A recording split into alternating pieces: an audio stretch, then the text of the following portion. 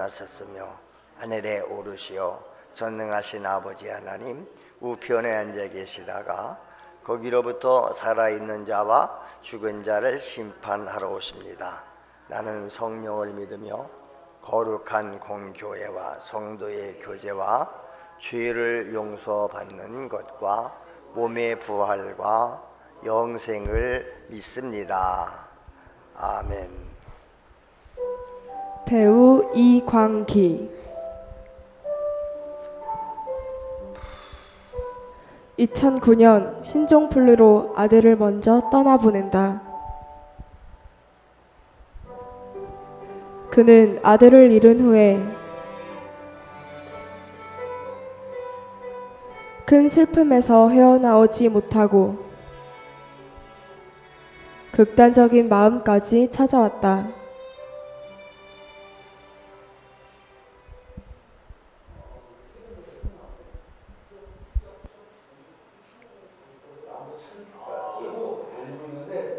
그 전에 어떤 우리를 흔드는 것들이 있었어요.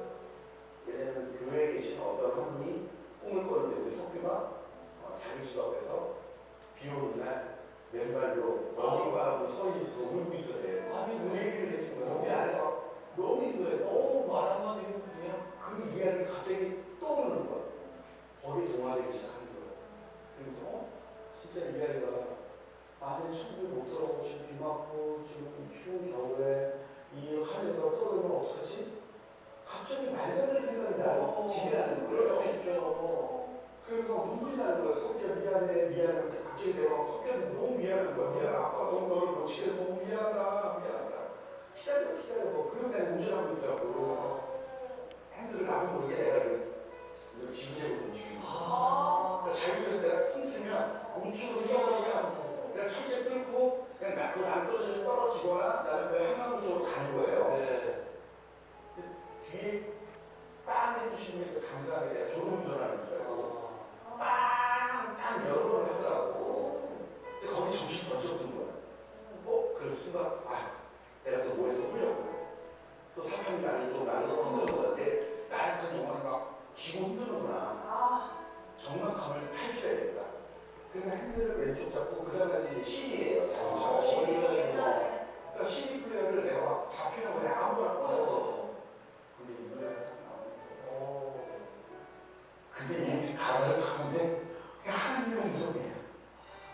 딱 나에 대한 의미야. 그래서 제가 밖에 차를 세우면 펑펑 울었어요. 하나님 들렸는데 하나님 절대 내지 않으세요. 어떠한 유교는 어떠한 사랑을 힘들어도 절대로 나쁜 건 절대로 그 가사가 힘들고 지쳐 낙망하고 넘어져 이런 말이 전혀 없어요. 조용히 다가와 내 손 잡아주시며 나에게 말씀하시네. 광기야 너는 내 아들이야. 광기야 너는 내 사랑의 아들이야. 딱 하는데 하나님 내가 사랑하는 내 아들이야. 그게 내 손을 잡아주시. 항상 항상 이 노래를 항상 수시로 들어요. 그는 찬양을 통해 하나님을 바라보고 말씀을 붙들었습니다. 마침내 아픔을 극복하고 승리하였습니다.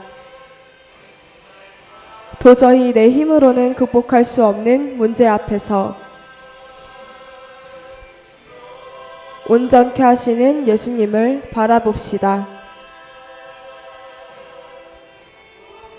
내가 너와 함께하노라 말씀하십니다.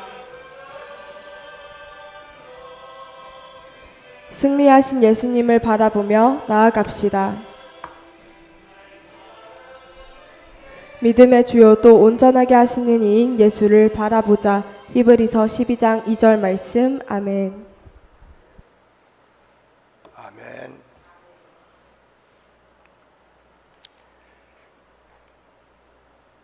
자막 글씨가 보이지요? 어른들도? 안 보여? 보여?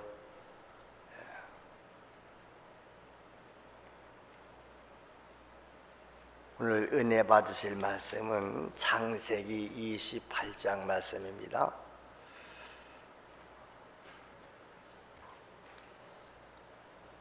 창세기 28장.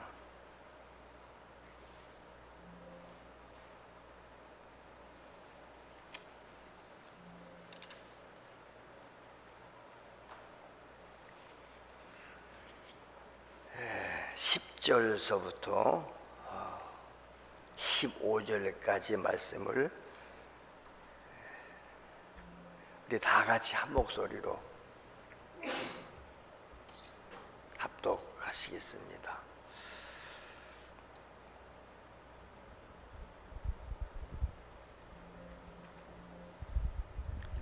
창세기 28장 10절부터 15절 다 같이. 야곱이 브엘세바에서 떠나 하란으로 향하여 가더니 한 곳에 이르러는 해가 진지라. 거기서 유숙하려고 그곳에 한 돌을 가져다가 베개로 삼고 거기 누워 자더니 꿈에 본즉 사닥다리가 땅 위에 서 있는데 그 꼭대기가 하늘에 닿았고 또 본즉 하나님의 사자들이 그 위에서 오르락 내리락 하고 또 본즉 여호와께서 그 위에 서서 이르시되 나는 여호와니 너의 조부 아브라함의 하나님이요 이삭의 하나님이라. 내가 누워 있는 땅을 내가 너와 네 자손에게 주리니 내 자손이 땅의 티끌같이 되어 내가 서쪽과 동쪽과 북쪽과 남쪽으로 퍼져 나갈지며 땅의 모든 족속이 너와 내 자손으로 말미암아 복을 받으리라. 내가 너와 함께 있어 내가 어디로 가든지 너를 지키며 너를 이끌어 이 땅으로 돌아오게 할지라. 내가 내게 허락한 것을 다 이루기까지 너를 떠나지 아니하리라 하신지라. 아멘. 아멘. 다 같이 하나님이 함께 하십니다. 그걸 믿는 게 신앙이에요. 하나님이 나와 함께 하신다. 지금도 여기 함께 하시는 줄로 믿습니다. 우리가 이 성경 내용은 잘 알아요. 이삭이 결혼해서 아내가 임신을 했는데 쌍둥이지요. 그래서 쌍둥이를 낳았습니다. 에서와 야곱. 큰아들이 에서요, 작은아들이 야곱. 근데 그들이 장성을 해서 또 아버지가 이제 나이가 많아서 돌아가실 때가 되니까 아버지 이삭은 큰아들 에서를 사랑해요. 근데 어머니는 작은아들 야곱을 사랑해. 그래서 아버지 이삭이 에서를 불러서 내가 죽기 전에 너에게 축복을 해주려고 그러니까 내가 즐겨 먹는 별미를 좀 가서 해가지고 와라. 그래서 에서가 아버지가 좋아하시는 고기를 좋아하셨는가 봐요. 사냥하러 간 사이에 그 어머니 리브가가 그 말을 들었어요. 그래서 야곱을 불러가지고 너희 아버지가 지금 에서에게 마지막 축복을 한다고 그러는데 네가 들어가서 대신 복을 받아야 한다. 그래서 에서로 변장을 시켜서 어떻든 야곱이가 에서의 축복을 대신 받지요. 이삭은 눈이 어둡고 그렇죠. 그래서 잘 분별을 못해요. 어떻든 그것이 도화선이 돼서 에서가 야곱을 죽이려고 그래요. 내 이놈을 죽여버리고 만다. 그러니까 어머니 편에서 볼 때는 아들 하나를 잃게 생겼으니까 빨리 피난을 보내는 거예요. 네 형 에서가 널 죽이려고 그러니까 빨리 도망을 가라. 어디로 가느냐? 자기 친정 야곱에게는 외삼촌 집 밧단 아람 외삼촌 집에 가서 형의 분노가 가라앉을 때까지 피해 있어라. 그래서 지금 야곱이가 브엘세바를 떠나서 외삼촌 집 가는 거예요. 먼 거리입니다. 홀로 갑니다. 하여간 걸어갔는지 뭘 몰라도 우리는 이 성경을 읽을 때 들을 때에 그냥 흘려들었는데 우리는 그 성경을 읽을 당시에 현장을 우리가 생각해 봐야 돼요. 생각해 보세요. 지금 먼 길을 가는데 야곱이 혼자 갑니다. 아마 초행길일지도 몰라요. 우리도 옛날에 다 시골길 걸어 다녔잖아요. 근데 가다 보니까 해가 저무른 거죠. 그래서 그냥 그 광야에서 돌멩이 하나 주워서 거기서 밤을 자는 거예요, 잠을. 오늘 본문이 그 얘기입니다. 한 곳에 이르러 해가 졌기 때문에 거기서 이제 유숙하려고, 잠자려고 돌을 가져다가 베개로 삼고 누워 자는데 꿈속에 환상을 봅니다. 사닥다리 하나가 땅 위에 있는데 이 사닥다리가 하늘까지 닿은 사닥다리요. 보니까 하나님의 사자들이, 천사들이 사닥다리를 오르락 내리락 하는 것입니다.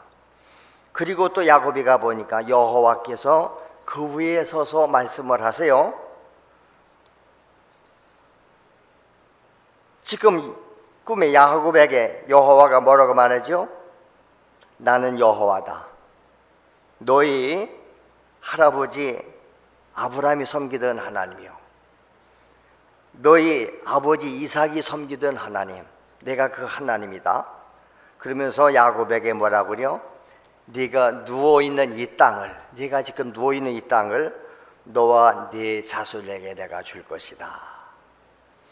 그러면 네 자손이 복을 받아서 땅에 티끌같이 돼. 내가 서쪽, 동쪽, 북쪽, 남쪽으로 네 자손이 이렇게 번져나가게 될 것이다. 땅의 모든 족속이 너와 네 자손으로 말미암아 복을 받으리라. 이런 축복을 하시는 거예요, 하나님이요. 그러면서 15절에 보세요. 내가 하나님이 너와 함께 있어. 네가 어디로 가든지 내가 너를 지켜줄 것이다. 너를 이끌어서 다시 이 땅으로 돌아오게 할 것이다. 지금은 도망가서 외삼촌 집으로 가지만 다시 돌아오게 한다는 거죠. 그리고 내가 내게 허락하는 것을 다 이룰 때까지 너를 떠나지 아니할 것이다. 이게 야곱에게 주신 축복이에요. 내가 너와 함께해. 그래서 정말 야곱이가 외삼촌 집에 가서 20년 동안 살다가 오잖아요. 그런데 야곱이 하나님이 함께하니까 그가 형통한 자가 되고 복을 받는 거예요. 외삼촌 집에서 사실은 모성살이 한 거 아닙니까? 그런데 야곱 때문에 외삼촌 집이 복을 받아요. 여러분, 하나님이 함께하는 사람, 어디를 가든지 그 사람 때문에 그 환경의 가정이 복을 받는 줄로 믿습니다. 야곱 때문에 외삼촌 집이 복을 받는다니까. 야곱의 아들인 요셉이 하나님이 함께하니까 그가 노예로 팔려갔는데 노예로 사간 그 집이 복을 받잖아요. 보디발의 집이. 요셉이가 애굽의 총리가 되니까 애굽 나라가 복을 받아요. 하나님이 함께함이 복이고 하나님이 함께하는 사람과 함께하는 것이 복인 줄로 믿습니다. 우리가 이 하나님이 함께하는 복의 근원자가 다 되시기를 축원합니다. 나 때문에 그 가정이 복받아야죠. 나 때문에 자손들이 복받아야죠. 나 때문에 교회가 복을 받고 나 때문에 환경이 복을 받고 나라가 복을 받아야 되는 줄로 믿습니다. 우리나라 사람들은 명절을 두 번 세요. 양력 명절이 있고 음력 명절이라고 해서. 그래서 양력 새해가 되면 전부 다 새해 복을 많이 받으세요 하고, 그렇죠? 양력 명절 새해가 바뀌었으니까 세배도 하고, 그리고 또 구정 명절, 이제 음력으로 하는 게 구정이거든요. 음력 명절, 음력으로 하면 내일 모레가 정월, 초월, 1월 1일이에요. 그래서 또 새해가 됐다고 또 새해 복을 받으라고.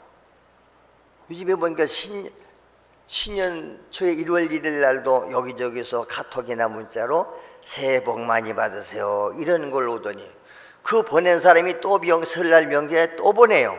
새해 복 많이 받으세요. 그래서 과거에 우리나라는 이게 이중 과세를 하니 이 소비가 낭비잖아요. 왜 명절을 두 번씩 쓰는가? 그래서 하나로 묶었는데, 그래서 공식적으로는 양력 명절이 공식 명절이지요. 근데 설날은 그냥 우리 민족이 조상 때부터 이렇게 섬겨오던 고유 명절이니까 고유 명절로 지킬 뿐만 아니라 국가에서도 친정도 공휴일, 그래서 설날도 공휴일, 추석 명절도 공휴일, 이 공휴일을 정해놓는 게 빨간 날 쉬는 날. 그래서 국가 공휴일이 많지요. 예수님 탄생하신 성탄절도 공휴일. 그랬더니 또 불교 사람들이 왜 우리 석가모니 태어난 날은 공휴일, 그들은 우리 기독교 모두들이 하나님 똑같이 되어버리려고 그래요.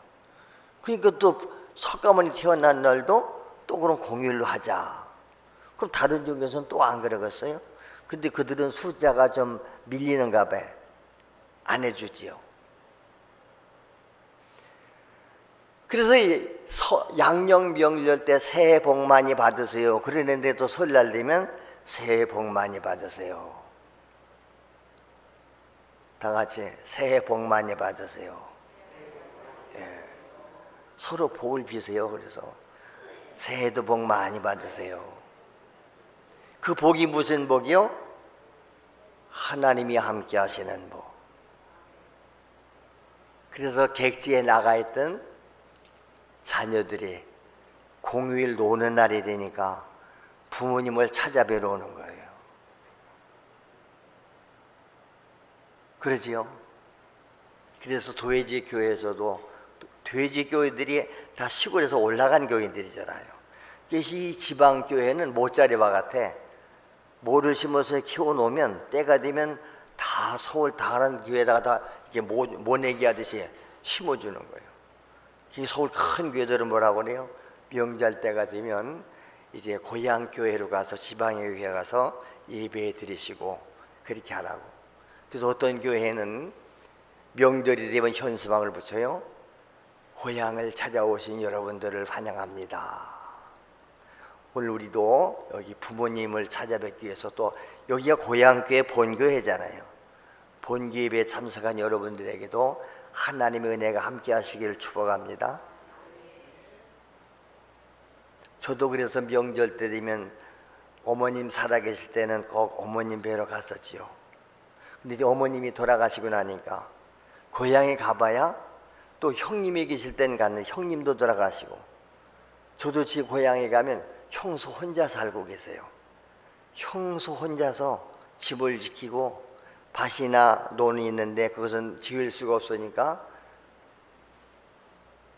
젊은 교회, 젊지도 않아요, 그 장로에게 주고 그렇게 집 지키고 있는 거예요. 거기도 이제 그 자녀들이 다 모이지요. 근데 우리도 이제 애들이 커서 살림을 나니까, 우리도 애들이 우리 집에 모이니까 이제 우리 집에서도 모이는 거예요. 그 모이면 뭐해요? 하나님 앞에 예배드리고 하나님께 감사드리고, 할렐루야. 어떤 분들은 자녀들이 명절 때가 돼도 찾아오질 않아요. 그러면 얼마나 이롭겠어요. 저도 그런 불효자 중에 하나라고 그랬잖아요. 저도 옛날에 명절 때가 되면 고향 가는 게 싫었어요. 왜? 집에 가는 형수가 싫어요. 형수가 미워요. 형수한테 제가 너무 많은 상처를 받았기 때문에 내가 죽어도 저놈의 형수하고는 내가 보기 싫다. 그래서 안 가려고다가도 누구 생각나면 어머니, 옛날에는 전화도 없고요, 아무 연락책이 없어요. 명절 때 오는지 안 오는지도 몰라요. 편지도 연락하지 않으면 그냥 막연히 기다리는 거예요. 막연히. 오늘 이제 내일 명절이면 오늘까지 안 가고 서울에서 그냥 뒹굴러요. 그러면서 뭐가 생각나냐 하면 우리 어머니가 얼마나 집을 들락날락하면서 저 마을 밖을 내다볼까. 다른 집 아이들은 명절 때 오는데 우리 아이는 안 오는가. 그 생각을 하니까 가야 되겠다. 그래서 저는 항상 막차로 가요. 옛날에도 고향 가기 어려웠습니다. 저 용산이나 시외버스 정류장에 가서요, 표를 끊어. 그때는 예매제도 없었던 것 같아. 가서 줄을 서야 돼요. 1시간, 2시간씩 줄을 서도 어떤 때는 표가 매진되면 못 타요. 옛날에는 시외버스인데도 뭐 많이는 안 가지만 입석까지 팔아가지고 시외버스를 글쎄 시내버스 마냥 좌석 위에도 꽉 서서 갑니다. 그 명절 때가 되니까 뭐 바구니 하나씩 들었잖아요. 그리고 읍내 떨어지면 시내버스도 없고 돈이 없으니 택시도 못 타고 걸어 들어가는 거예요. 읍내에서 우리 집에 걸어가려면 1시간 반 내지 2시간 걸려야 돼요. 들어가 보면 다들 불 끄고 주무세요. 기다리다 안 오는가 보다. 그래서 문 열고 들어가면 이제서 왔냐고 반가워서. 그래서 동네 가면 저는 막차로 오는 사람이라고 소문이 나서 동네 사람이 다 알잖아요. 들락날락하면 아직도 안 왔어. 이제는 안 오는 게 모르겠어. 그 동네 사람이 다 알아요. 안 온 걸요.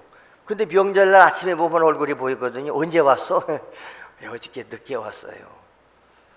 그러다 보니까 항상 막차로 오는 손님. 그래서 명절날 아침에 옛날에 우리 안 믿었으니까 제사 지내고 아침 먹고 나면 이제 동네 나갑니다. 동창들 만나서 돌아요. 옛날 우리 동창들은요 잘 만났어요. 국민학교 동창생들.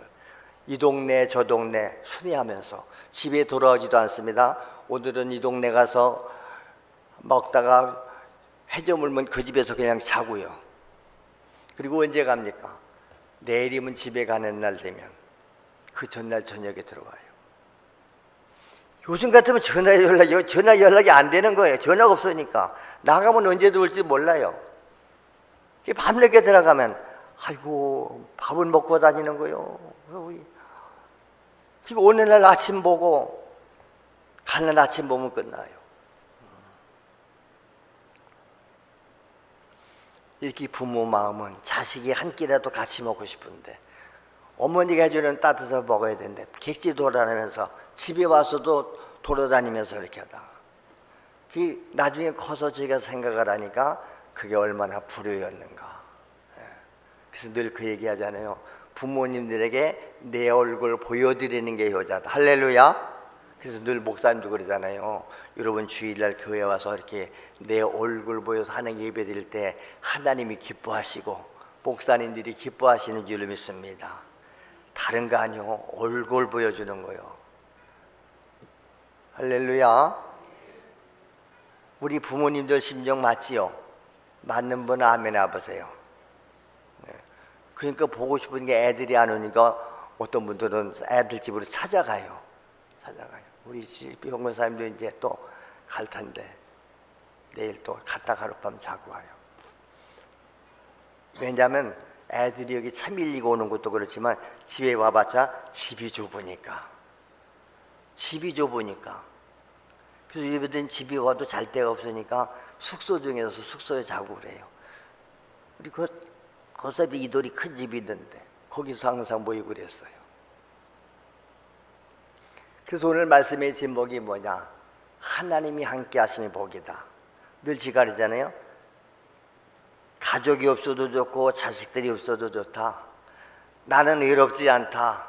왜? 하나님이 나와 함께 하십니다. 할렐루야. 우리가 명절 때 되면 그래서 지금까지 이렇게 지켜주시고 복 주신 조상님 감사합니다. 그래서 조상님 앞에 제사 드린다는 거예요. 하나님을 모르니까 조상이 복을 준다고. 근데 조상한테 제사 드렸는데 보니까 나중에 알고 보니까 조상님이 와서 제사를 잡수는 게 아니라고 그러네. 귀신들이 와서 먹고 간다. 속았구나.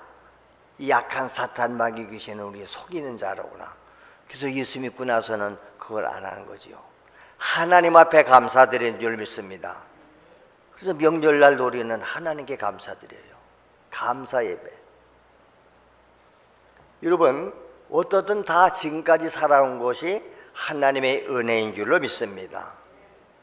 우리가 지난 한 해 동안 내 힘으로 살아온 것 같지만 다 하나님의 은혜 아닙니까? 은혜 아닙니까?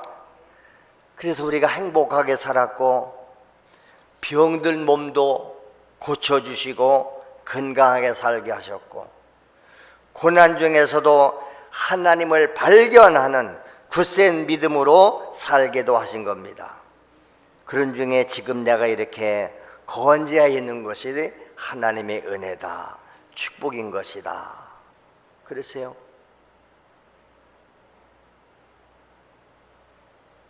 아까 그 연예인도 보세요. 어린 아들이겠어요. 신종불로 병 걸려서 죽어요. 얼마나 낙심이 됐겠어요. 그럴 때 악한 영이 들어오잖아요.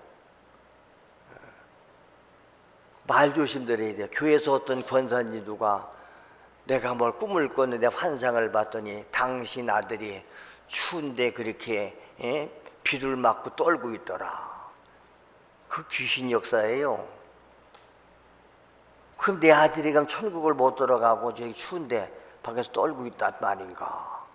그러니까 그 충격을 받아가지고 그냥 운전대를 막 끌고 차라리 이렇게 할 때 내가 자식을 잘못 가르쳐서 우리 자식이 천국 못 갔나 죽으려고 그랬다고 하잖아요. 그러니까 막 제정신 아니고 가는데 뒤에서 보니까 이 사람이 졸음 운전을 하나 음주운전을 하나 삐뚤 왔다 갔다 하니까 그냥 막 빵빵빵 둘러댄 거지. 정신 차리라고. 그래서 그 사람이 예수를 잘 믿는 지금 간증자예요. 아까도 보니까 그 선교단체 옷을 입었잖아요. 그러면서 그때 무심코 틀은 그 찬송이 바로 그거잖아요. 그 찬양 가사가 우연히 한 것 같지만 그 찬양을 통해서도 하나님이 내가 너와 함께한다. 내가 너와 함께한다. 하나님 음성은 다른 거 아니에요. 창조주 하나님이 함께하신다. 야곱이 지금 형의 낯을 피해서 예삼치 집으로 도망을 치다가 밤에 홀로 누워 자니 얼마나 무서웠겠어요. 들심정도 있고 강도가 만날 수도 있고. 그렇게 할 때 하나님은 꿈속이라도 나타나셔서 내가 너와 함께한다. 네가 어디로 가든지 내가 너와 함께할 것이다. 여러분, 우리가 지난날 돌이켜보세요. 지금까지 여기까지 살아온 것이 주님의 은혜 아닙니까? 은혜 아닌 것이 하나도 없는데, 그렇지요?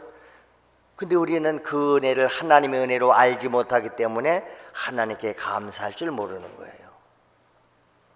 조상님이 지켜주셨다고. 조상님은 죽어서 천국 아니면 지옥 가 있어요. 뭘 지켜줘요? 물론 어떤 이는 한 해 동안 살아오면서 여러 가지 괴로움을 당한 사람도 있지요. 어려움을 당한 사람도 있을 것입니다. 그러나 믿는 사람들에게는, 하나님을 사랑하는 사람들에게는 하나님께서 모든 것이 합력해서 선을 이루게 하신다. 많은 분들이 그 고난을 통해서 하나님을 만났잖아요. 어려움을 당하니까 하나님 의지하고 기도하다가, 그래서 시편 기자가 고백했듯이 내가 고난 당한 것이 유익이다.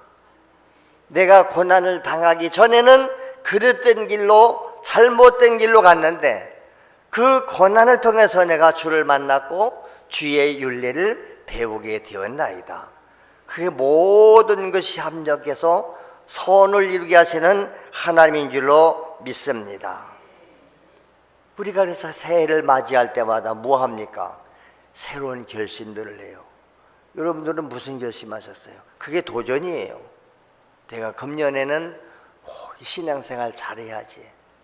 성경을 일독을 해야지. 이제 새벽기도 드려야지. 저녁 예배도 드려야지. 그런데 작심삼일이라 아무리 결심을 해봐도 자기 힘으로는 그게 안 되는 거예요. 안 되니까 한계에 부딪힐 때마다 하나님 앞에 무릎 꿇는 거지요. 도와주셔야 되겠습니다. 할렐루야. 그래서 우리가 성경은 뭐라고 그래? 내 자신을 보는 거울과 같다. 여러분들이 이 거울을 왜 보는 거예요? 내 모습을 보기 위해서 그렇죠. 여기에 모르면 몰라도 거의 100% 오늘 예배 오기 전에 다 거울을 한 번씩 보셨을 줄 확신합니다. 아마 여자분들은 교회 들어오기 전에 봐서 교회 거울에 꼭 자기를 한번 이렇게 돌아봤을 거예요. 아, 여기 내 뭐가 묻었네. 거울에 묻었는데 내가 이걸 지워야지 하고 돌아서 가지고는 그걸 금방 잊어버리는 거예요. 성경에 나와요. 거울을 보고 돌아서면서 자기 모습을 잊어버려서 지우질 않아. 하나님 말씀을 와서 듣기만 하고 행하지 않은 사람들이 이와 같다 그래요. 우리는 하나님 말씀을 들을 때는 내 잘못이 드러나고 아, 이렇게 살아야 되는 결심도 해봐요. 근데 돌아서 나가면 하나님만 다 잊어버려. 금방 있었던 일을 잃어버리는 것을 뭐라고 그래요? 그걸 요즘 말로 보면 치매 걸렸다고 그래요. 치매. 옛날 것은 다 기억을 하는데 금방 일어난 일을 모르는 거예요. 금방 얘기해 줬는데 금방 잊어버렸어요. 제가 저도 어떤 목사님 그랬다고 그랬잖아요. 옛날 이야기 다 기억하더라고. 공부할 때 뭐 할 때 여기 우리 교회 왔다 간 얘기. 그래서 그날 모이는데 오늘 몇 명이 오지? 예, 몇 명이 와요. 가르쳐줘. 누구누구 오지? 누구누구 옵니다. 근데 불과 한 10분도 안 되는데 또 물어봐요. 오늘 누구가 오지? 몇 명이 오지? 그걸 몇 번을 물어요. 물을 때마다 대답해줘요. 그때 옆에 있던 아들이 우리 아버님이 옛날 것은 다 기억을 하시는데 금방 있는 것을 잊어버려요. 금방 밥을 먹었는데도 자기가 밥을 먹은 걸 잊어버린 거예요. 그러니까 뭐라고 하지? 왜 나 밥 안 주냐? 명절 때 시집간 딸이 왔는데 며느리가 나 밥을 안 준다고. 제가 나 밥을 안 준다. 아, 금방 잡섰잖아요. 안 먹었는데. 잊어버렸어. 이 치매예요. 우리가 하나님 말씀 듣고 돌아서 나가면 여러분 말씀 다 잃어버리지 않나요? 영적 치매에 걸려서 그래요. 제정신 돌아와야 되는데. 그래서 늘 우리가 말씀 앞에 서는 것은 거울 앞에 내 모습을 보는 것처럼 이렇게 말씀을 듣는 순간만이라도 아, 내가 너무나도 하나님과 멀어져 있구나. 너무나도 하나님 말씀도 안 살고 있구나. 이걸 깨닫게 해주는 거예요. 금방 잊어버리더라도 깨달아야지. 오늘 그래서 두 번째로 우리가 생각할 것은 과연 내가 지나온 날 돌이켜보니까 뭐가 잘못됐는가? 내가 지금 살아왔는가? 저기들이 잘못 살았으면서도 자기는 잘 살았다고 착각을 하는 거예요. 그게 말씀을 들을 때는 사람이 자기가 깨달아지니까 겸손해요. 자, 먼저 뭐라고 그랬냐? 신명기 5장 12절 14절에 보면 안식일을 거룩하게 지켜라 그랬거든요. 오늘 말은 주일날이에요. 거룩하게 지킨다는 게 성수한다는 뜻이요. 그래서 우리가 주일 성수하는 것은 주님의 날을 거룩하게 지켜라. 신명기 5장 12절부터 14절에 그랬잖아요. 네 하나님 여호와가 네게 명한 대로 안식일을 지켜서 거룩하게 하라. 여세 동안은 힘써서 네 모든 일을 행할 것이나 일곱째 날은 네 하나님 여호와의 안식일인즉. 보세요. 일곱째 날은 여호와의 날이에요. 물론 이제 구약에는 일곱째 날이지만 신약에는 우리가 첫 번째 날로 지키지요. 예수님께서 죽으셨다가 부활하신 날, 안식 후 첫날이 그날이에요. 원래는 토요일이 안식일입니다. 월, 화, 수, 목, 금, 토, 일, 일곱째 날. 근데 예수님이 안식일날 무덤에 계셨고 안식일이 지난 후에 첫날 부활하셨죠. 실질적으로는 우리 달력을 보세요. 옛날은 월, 화, 수, 목, 금, 토, 일 그랬는데 아니에요. 일, 월, 화, 수, 목, 금, 토 이렇게 됐어요. 첫 번째 날이 빨간 날입니다. 이날은 빨간 날은 뭐요? 직장도 안 가고 쉬는 애 학교도 안 가요. 그날은 주님의 날이라는 거예요. 첫째 날을 주님께 바쳐라. 그렇지요? 그러니까 여세 동안 힘써 일해야 돼요. 그래서 주일날은 첫날을 하나님께 온전히 드려야죠. 근데 이리저리 돌아다니다가 주일날은 지금도 잠자냐고 안 오는 사람들이 있어요. 게을러서 나태해서. 얼마나 잘못됐어요. 근데 그걸 누구도 죄라고 지적을 안 해주니까 주일 안 지키는 것을 주의식도 없잖아요, 여러분요. 주님의 날은 내 날이 아닙니다. 주님의 날입니다. 할렐루야. 그래서 그랬잖아요.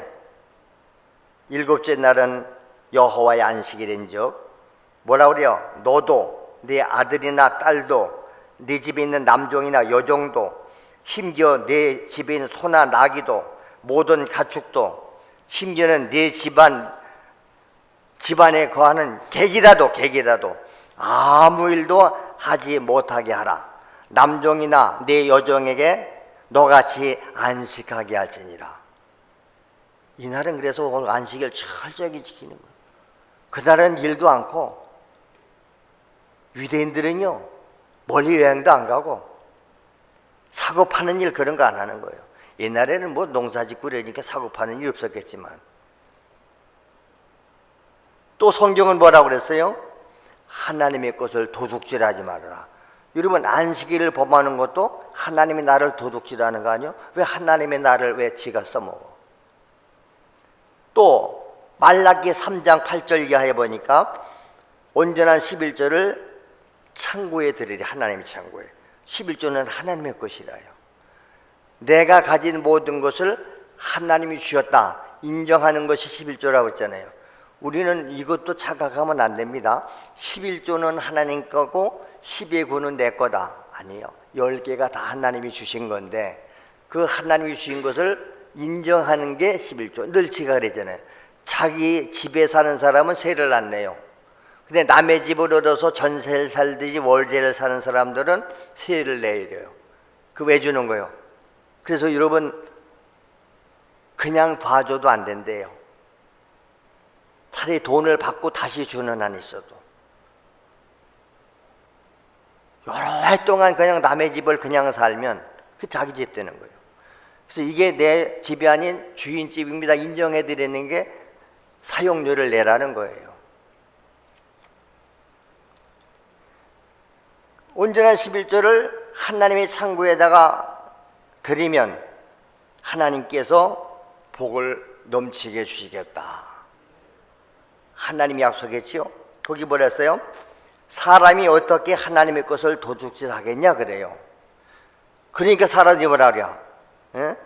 너희는 나의 것을 도둑질하고도 말하기를 아이 우리가 어떻게 주의 것을 도둑질했습니까? 이게 반문하는 거예요.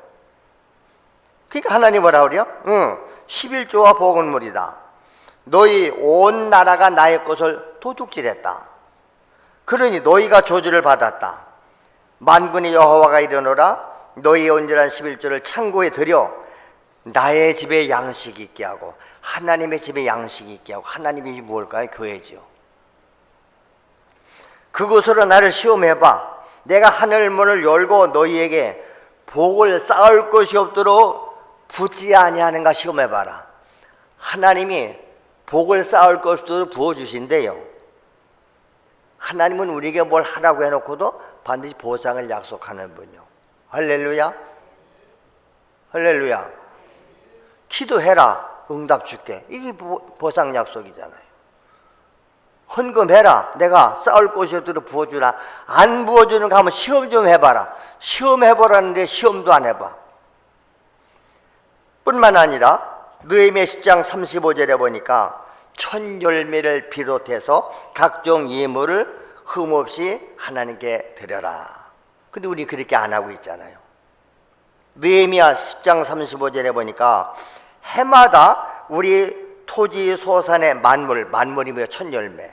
만물과 각종 과목의 첫 열매를 여호와에 드려라 그래요. 첫 열매 드리는 거. 그래서 우리 믿음의 사람들은 농사지면 농사져도 항상 첫 열매. 나는 안 믿는 시골에서 자랐고 동네에 교회도 없었기 때문에 시골에서 옛날 봤다고 그랬잖아요. 농사지는 분들이 첫 열매 떼가지고 이거는 반드시 버리더라고요. 근데 우리는 모르고 어른들이 했으니까 따라서 했어요. 심지어 덜에서 밥을 내다 먹으면서도 첫 숟가락을 안 먹어요. 첫 숟가락 떠서 거실에 하고 땅에다 버려요. 그게 뭔지 모르니까 우리가 한 거예요.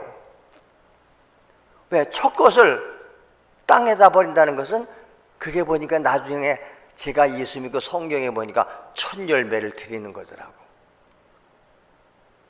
그 조상적부터 내려온 그 전통이 있는데 뭔지 모르고 한 거예요.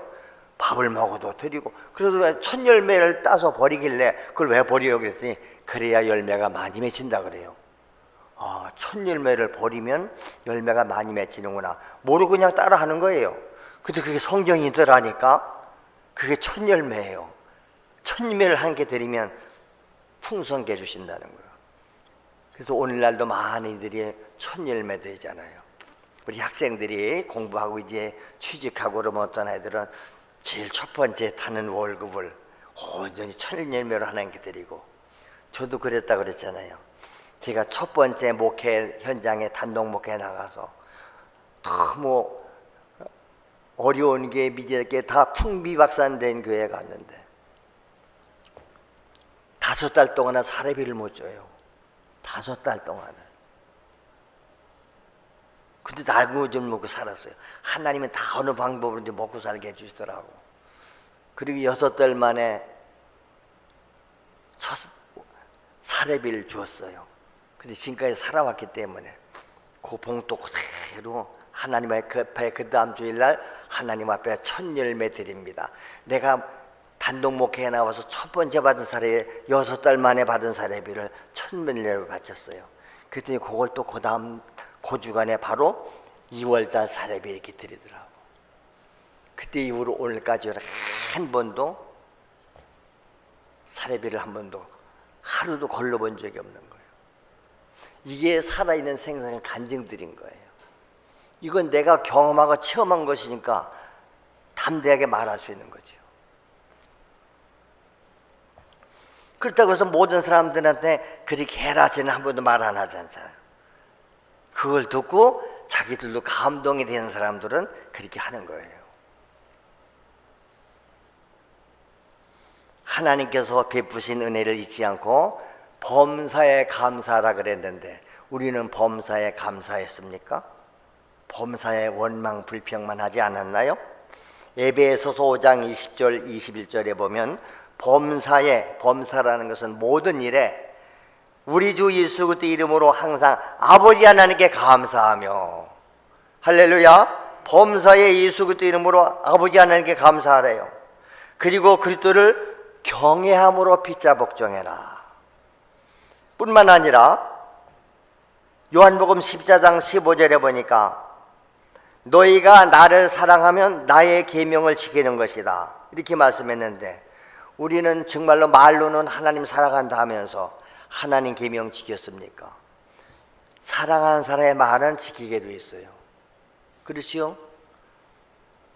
남편이 아내 사랑해 보세요. 아내가 하는 말을 들어주지요. 부모가 자식을 사랑하니까 자식이 무슨 부탁을 해도 다 들어주는 거예요. 우리가 하나님 사랑하면 하나님 계명을 지키는 거예요. 이거 예수님 말씀이에요. 요한복음 14장 15절. 너희는 뭐 제자들 우리 보고 하는 소리요. 너희가 나를 사랑한다 그러면 그 사랑하는 증거가 뭐 내 계명 지켜라. 주님 사랑하면 주님 계명을 지키는 줄로 믿습니다. 네 마음을 다하고 목숨을 다하고 힘을 다하고 뜻을 다해서 하나님 사랑하고 네 이웃을 네 자신처럼 사랑하라. 모든 성경이 하나님 말씀이에요. 그러니까 하나님 말씀을 여러분 읽기도 하고 혼자 묵상하기도 하고 이렇게 교회 와서 듣기도 하고, 근데 듣기만 하고 그냥 끝나? 배워서 알기는 하는데 실천 안 해? 아무 소용없는 거지요. 네가 나를 사랑해? 내 계명 지켜야지. 그러지요? 누가복음 10장 27절에도 보세요. 네 마음을 다하고 목숨을 다하고 힘을 다하고 뜻을 다해서 주 너희 하나님 사랑하고 또 내 이웃을 내 자신처럼 사랑하라느니라. 옳다 가서 행해라 그래요. 그러니까 또 잘난 척하고 내 이웃이 누굽니까? 또 묻지요? 그러니까 또 내 이웃을 설명하려니까 강도 만난 이웃을 비유로 드는 거예요. 어떤 사람이 강도를 만났는데 제사장도 보고 그냥 가고 네 서른 다 보고 그냥 가고, 근데 멸시 무시하는 사마리아 사람이 지나가다가 다가가서 그를 치료해주고 구제해주고 했다. 그러면 이 세 사람 중에 누가 강도만한 자의 이웃이 되겠냐? 아, 그거 저 사마리아 사람이죠. 그랬더니 예수님 뭐라 그래요. 맞네. 대답은 잘하네. 너도 가서 그와 같이 행해. 그거예요. 그 다음에 우리가 죽어가는 영혼을 볼 때 저들에게 복음을 안 전해주면 저들이 지옥을 갈 텐데, 이 영혼을 구원하는 열정, 이 구령의 열정 가지고 죽어가는 영혼을 위해서 복음을 전하라고 명령하셨는데 우리는 한 번도 복음을 안 전하고 있잖아요. 얼마나 큰 죄를 짓고 있어요. 복음을 안 전해서 그 영혼이 지옥 간다면 죄값을 너희에게 찾겠다 말씀했지 않나요? 디모데후서 4장 2절에 보세요. 너는 말씀을 전파하라. 때를 얻든지 못 얻든지 항상 힘써라. 범사에 오래 참과 가르침으로 경책하며 경계하며 구원하라. 때를 얻든지 못 얻든지 전하는 거예요. 여기서 주의 종이 주일마다 뭘 전해줘요? 복음 전하는 거예요. 전도하는 거예요. 회개하고 예수 믿고 영생 얻으세요. 하나님만 순종해서 복 받으세요. 근데 여러분은 그냥 듣고 흘려버리잖아요. 상관없는 말로 듣잖아요. 그리고도 전혀 죄로 생각도 않고 회개하라도 회개할 건 모르는 거예요. 그러니까 말씀 앞에 내가 서봐야 내가 말씀을 이렇게 거역하고 살았네. 성경은 또 뭐라고 그래요? 쉬지 말고 기도해라. 항상 성령 충만하라 그래요. 여러분 쉬지 않고 기도했나요? 성령 충만 받으셨나요? 살전 5장 17절 쉬지 말고 기도하라요. 에베소서 5장 18절 술 취하지 말아라. 방탕한 것이다. 오직 성령으로 충만함을 받으라. 다 명령형이에요. 근데 돌이켜보니까 우리는 하나님 앞에 우리가 한 것뿐은 죄뿐이네. 의로운 것은 한 수 없네. 말씀을 들을 때는 공감하고 깨달아지는데 이제 말씀 듣고 돌이키면 오늘 얘기한 얘기가 다 사라져갑니다. 기억도 안 납니다. 그게 거울 들여다보고 아이고 내 얼굴에 이빨에 뭐가 꼈네. 그리고 이거 가서 빼야지 하고 돌아서니까 이걸 잃어버리듯이 치매 환자 뭐냐. 우리가 말씀을 금방 들어도 잊어버려. 그러니까 설교 말씀은 들은 얘기를 또 하고 들은 얘기를 또 해줘도 날마다 새로운 거예요. 근데 하나님께 감사한 것은 우리가 죄를 제대로 심판지 아니하시잖아요. 계속 기회를 주세요. 회개해요. 그럼 내가 용서해줘. 얼마나 감사해요. 1000번 만번이라도 회개하면 용서해 주시고, 그리고 하나님은 또 용서하신 다음에는 기억조차 안 하시되, 와, 하나님도 그런 면에서는 좋으셔요. 우리 죄를 한번 용서하시고 싹 지워버린다면은 기억도 안 하신대요. 근데 우리는 그 죄는 잘도 기억해. 맨날 똑같은 죄를 놓고 똑같은 회개해요. 정죄받아요. 그게 기쁨이 없는 거예요. 하나님은 한 번 용서하셨으면 기억도 안 하신대요. 얼마나 감사합니까? 결론적으로 말씀드립니다. 사람이 온 천하를 다 얻었어도 자기 목숨을 잃어버리면 무슨 소용이 있겠습니까? 그렇지요? 100명의 자녀를 낳았고 장수를 했을지라도 내 영혼이 죽은 후에 진정한 천국을 이루지 못한다면, 아니 이 세상 사는 동안도 심령 천국, 생활 천국을 이루지 못한다면 그게 무슨 복이 되겠냐 이 말입니다. 우리는 복이 아닌 것을 복으로 착각하고 거기 매달려 있는 거예요. 자, 마가복음 8장 36절에 보세요. 사람이 만일 온 천을 다 얻었는데 자기 목숨을 잃으면 무엇이 유익하겠냐? 여러분 지금 잔뜩 땅에다 돈 쌓아놓고 명예 다 쌓아놨다 합시다. 오늘 밤 죽어요. 이 어리석은 놈아, 오늘 밤 내 영혼을 내가 불러갈 텐데 네 쌓아놓은 거 누구 것 되겠냐? 내 거 아니잖아요. 자기에 대해서 부유하고 하나님께 대해서 부유하지 못한 자가 이와 같다 그랬지요. 전도서 6장 3절에 보실까요?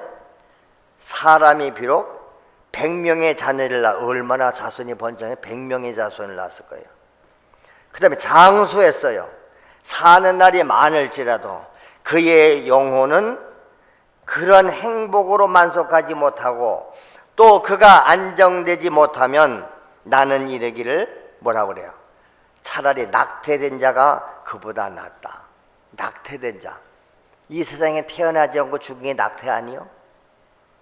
이 땅에서 별거 다 누리고 100명 자녀고 다 누렸는데 그 영혼이 구원받지 못해서 지옥을 갔다면 차라리 낙태되지 된 자가 더 낫다. 가룟 유다 보고 주님 그 말씀한 거 아닙니까? 예수 팔아먹고 저주받으니까 예수님께서 그걸 아시고 뭐라고 그래요? 최후 만찬 석상에서 너희 중에 하나는 나를 판다. 너희 중에 하나는 마귀다. 차라리 그 자는 세상에 태어나지 않는 게 훨씬 나을 뻔했다. 여러분 이 땅에 살다가 지옥 갈 바에는 이 세상에 태어나지 않는 게 훨씬 나은 거예요. 낙태된 자가 차라리 낫대요. 그러니까 어떤 경우도 내 목숨을 바쳐서 끊어서라도 뭐는 해야 된다. 죄에서 사함받고 천국은 가야 된다. 아멘. 종교활동 열심히 하면 뭐합니까? 이런 죽어서 천국 못 가면 다 헛수고요. 어떤 경우도 우리는 지옥은 안 가야 된다. 나만 구원받아서 다행이요? 내 사랑하는 가족들 다 지옥 갔는데 천국 가서 편하겠어요? 그러니까 이런 구력의 열정을 가지면 전도를 안 할 수 없고 기도를 안 할 수 없는 것입니다. 그러려니까 우리가 예수 안에서 새 사람 되어야 된다. 우리가 새 사람 되는 것은 종교로 안 되는 거예요. 행위로 안 되는 거예요. 거듭나야 된다. 고린도후서 5장 17절에 누구든지 그리스도 안에 있으면 새로운 피조물이라. 이전 것은 지나갔으니 보라 새 것이 되었도다. 예수 안에 들어온 자만 새 사람 되는 줄로 믿습니다. 새 사람이 됐으니까 삶도 새로워지는 거예요. 옛 생활을 다 벗어버리고 옛사람의 옷을 벗고 예수로 옷을 입고 이제 우리는 예수님처럼 이 땅에서 살고 예수님을 배우고 본받고 닮아가서 그렇죠. 하나님 말씀 안에 살아가는 것이 새 사람의 삶이다. 여러분 달마다 결단하시는 거예요. 우리는 한 주간을 또 시작하면서 또 한 주간 어떻게 살겠다고 결단하지 않습니까? 하나님의 신령한 말씀대로 설계하고 하나님의 말씀대로 실천하도록 하나님이여 도와주시옵소서. 그래서 영육간에 하나님이 예비하시고 우리에게 주시려고 예비하신 복을 받아 누리는 자가 되게 하여 주옵소서. 이거는 하나님이 우리에게 주신 권리예요. 하나님의 자녀되는 권리, 하나님의 자녀가 받아야 될 이 복을 받는 권리, 악한 마귀에 속아서 빼앗기지 말고 기업고 내 것으로 소유하고 내가 누리고 이웃에게 후손에게 흘려보내 물려주는 복의 통로자가 될 수 있기를 주의 이름으로 축원합니다.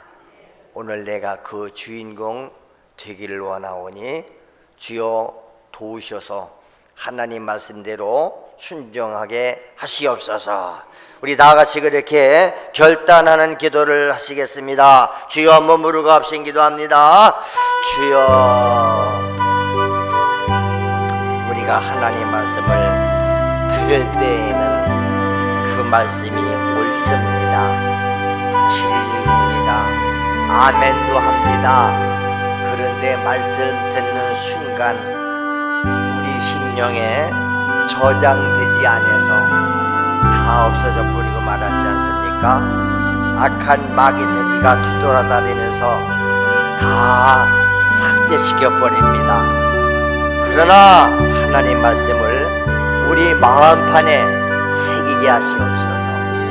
모세의 율법은 돌 비서에다가 새겼는데 오늘 하나님 말씀은 우리의 심령의 비석에다가 새겨야 되는 줄을 믿습니다. 오래오래 기억하여서 잊어버리지 말고 순종해서 하나님이 주시고자 예비하신 복을 내가 받아 누리고 내 후손들에게 이웃에게 나눌 수 있는 복의 자녀들이 다 되게 하시기를 주여 간절히 빌고 원하옵나이다.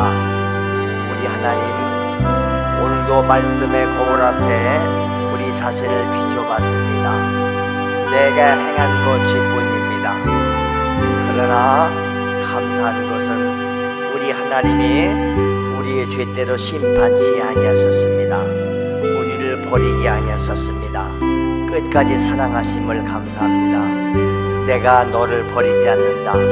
내가 너를 떠나가지 않는다. 젖먹이는 어머니가 어찌 그 자식을 잊겠느냐. 그러나 혹시 그들은 잊을지라도 나는 너를 잊지 아니한다. 내가 진실로 너를 도울 것이다. 너는 강하고 담대하라. 내가 너를 도와줄 것이다. 내 의로운 오른손으로 너를 붙잡아 줄 것이다. 이러한 약속의 말씀을 붙들고 가는 사람은 어떤 경우에도 낙심, 좌절, 실망하지 않습니다. 하나님이 야곱에게 나타나셔서 약속 주셨습니다. 내가 너와 함께 할 것이고 네가 다시 이리 돌아올게 할 것이고 이 네가 누웠던 땅을 네 후손에게 내가 주리라.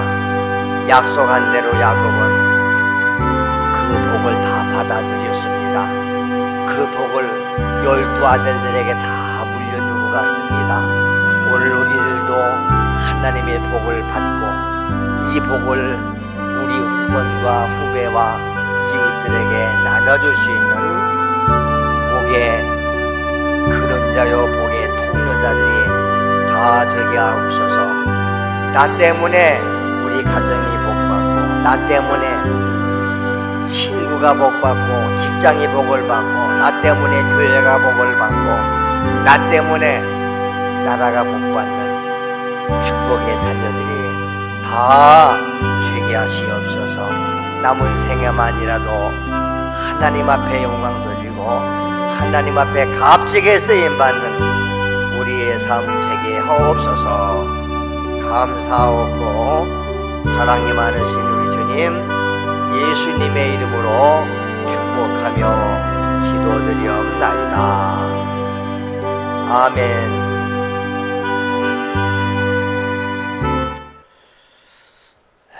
이 시간에는 우리 하나님 앞에 준비하신 예물을 드리겠습니다. 436장 찬송하시면서 정성스러운 마음으로 우리가